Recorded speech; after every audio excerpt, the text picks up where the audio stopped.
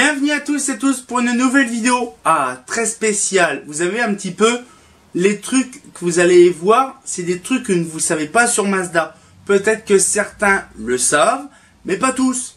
Donc du coup on va parler de 4 trucs, toutes sympatoches. Donc du coup on va pouvoir déjà commencer sur un point en question, parce que c'est vrai que j'ai pourquoi pas faire ça. Ça fait quelques années, je vous en ai pas parlé dans les vidéos, mais ça fait quelques années que je connais ce truc-là. Et en fait, c'est par le biais d'un ancien collectionneur, un ancien pote que je connaissais à l'époque, qui m'avait expliqué la supercherie. Donc du coup, on va parler déjà du réflecteur, deux réflecteurs de chez Mazda. On va parler déjà, donc là, du réflecteur. Quelle est la différence entre l'EPA 250 et la Mazda Estoril? Il n'y a pas grand chose. Mais, justement, c'est le même réflecteur, vous allez me dire. Ben, c'est pas possible, c'est pas le même réflecteur. Si, c'est le même réflecteur, sauf qu'en fait, je vais vous expliquer pourquoi. Dans les années 60-70, l'ABF était bon. Ben, après, j'ai pas non plus expliqué que la EPA, c'est prévu pour l'ABF. Mais en fait, ce que je voulais vous dire, c'est qu'en fait, il y a des parties qui ne servaient à rien sur la EPA.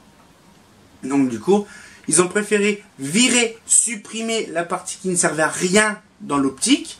Donc, ce qui fait, par exemple, là, on voit en gros plan, voilà. Donc, on voit la petite EPA 250 et l'Estoril, et vous le voyez très bien. C'est vraiment bien, vous voyez un petit peu le truc qui va bien, qui va directement l'optique de l'Estoril, qui va bien dans la EPA. Donc, vous voyez, c'est très intéressant quand même de voir ça. C'est, on va dire, très utile de savoir qu'en fait, l'Estoril, ou la Comète, c'est une optique d'EPA 250. Il y a aussi le même optique, donc la EPA 400, avec la Solaire 400. Bon, c'est fort.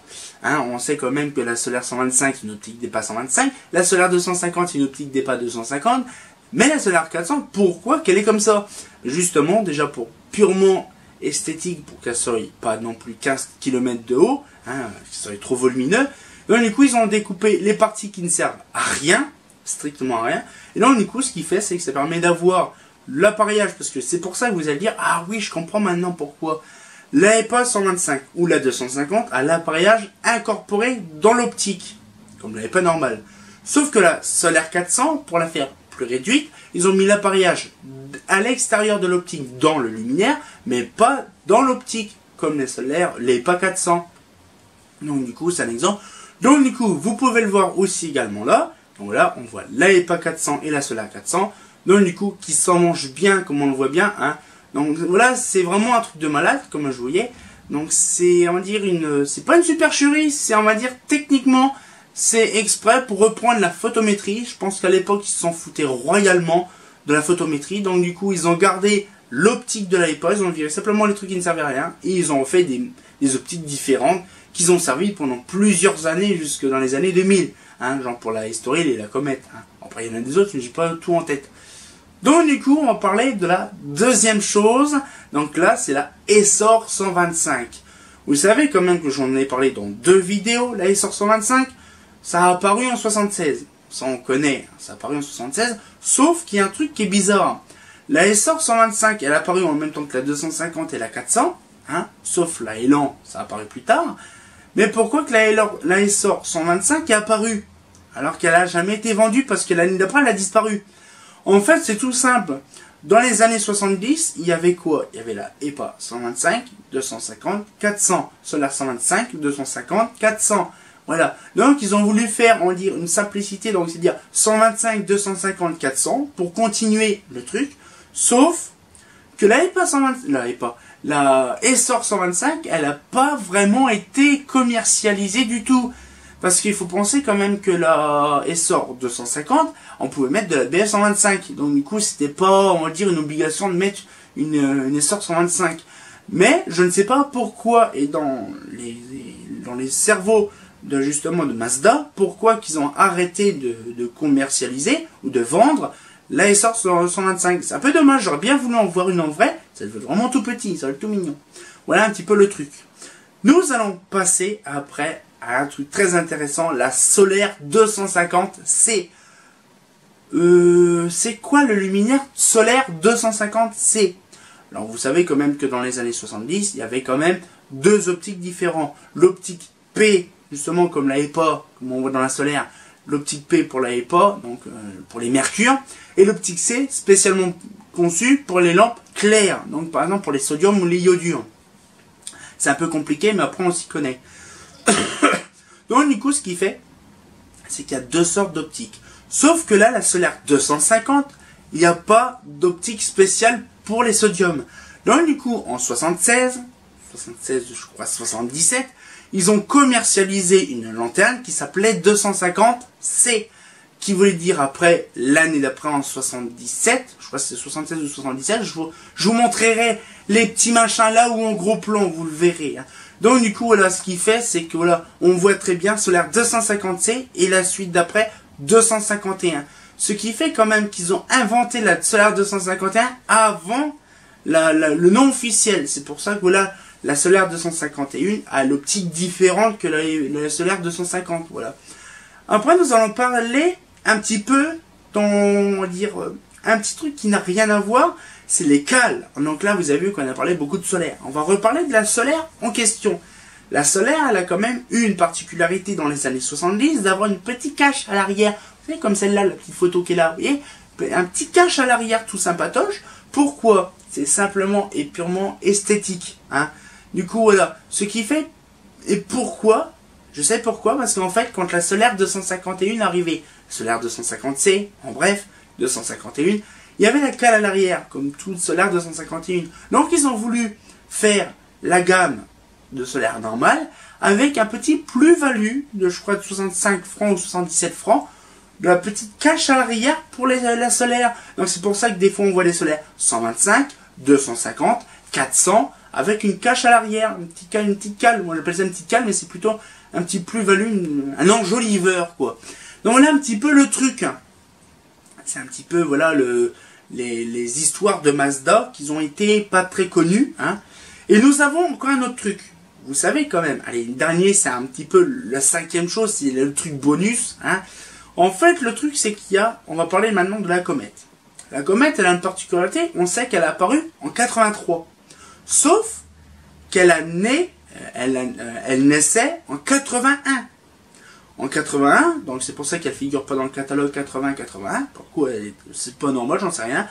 Et donc du coup, ce qu'il fait, c'est qu'on a la comète qui a apparu, pas apparu, parce qu'elle a apparu au catalogue en 83, mais elle naît en 81, elle a été installée. Donc c'est-à-dire que la comète a été, on va dire, dessinée, conçue en 80.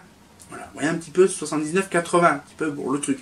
Et bien sûr, la comète, comme de bien entendu, est fabriquée par qui? Par Progélux. Eh oui, parce que la comète est de chez Progélux. C'est pour ça qu'en fait, la couleur dominante de chez Mazda, généralement, c'est le gris, comme la EPA, sauf qu'il y a aussi le beige. Ah, c'est encore un petit truc, c'est parenthèse comme d'habitude. C'est vraiment qu'on n'a pas fait de parenthèse, justement. Mais justement, pourquoi que la Mazda a utilisé le gris, genre pour la comète, et non pour la solaire? C'est un peu chelou quand même. Mais bon, c'est pas grave. Et justement, comme je vous explique, pourquoi que Mazda s'est amusé à borner, à faire une Mazda EPA couleur grise. Bon là, la Mazda EPA, c'est différent, c'est plutôt traditionnel de chez Progélux, la Mazda EPA. Mais par contre, pourquoi faire la comète de couleur grise? Je sais pas, j'en sais rien pourquoi ils ont utilisé le gris, alors qu'ils ont pu continuer le beige. Moi, pour info, j'aurais bien voulu voir, ou plutôt, changer la colorisation des Mazda. Genre par exemple, de mettre une EPA en sable, de mettre une macadam en grise, de mettre une solaire en grise, une estoril en grise, un peu gris clair, oui, un peu comme la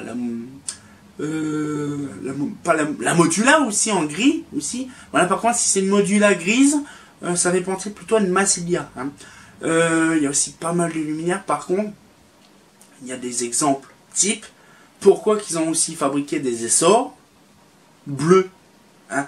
Alors que je sais qu'il y a des photos dans certains cas où qu'on voit des essors ou élan, non plutôt des essors vert foncé et gris. Là, c'est vraiment typiquement Progélux. On le voit gris et vert foncé, c'est Progélux. Par contre, on voit que même dans les années 70, ils avaient un petit peu d'hésitation sur certaines couleurs, on va dire. Mais j'ai quand même eu l'expérience d'avoir une solaire 250 grise. Je ne sais pas pourquoi qu'elle est grise. Une application spéciale, je ne sais pas. Est-ce que c'est un test pour un luminaire? Mais c'est un gris souris gris foncé. Donc il n'a rien à voir avec Progélux. Donc je sais qu'il y en a eu quand même d'installer en Suisse. Mais là quand même à Compiègne c'est un peu compliqué. Je voudrais savoir un peu. C'est tout. C'est des, vous voyez, c'est des petits trucs, des trucs qu'on ne saura jamais. Par exemple à ça, sur Mazda, c'est pourquoi qu'il y a eu des solaires de grise. Par exemple, il y a aussi des solaires rouges aussi qui ont été installés du côté de la Ville Nouvelle de Marne-la-Vallée.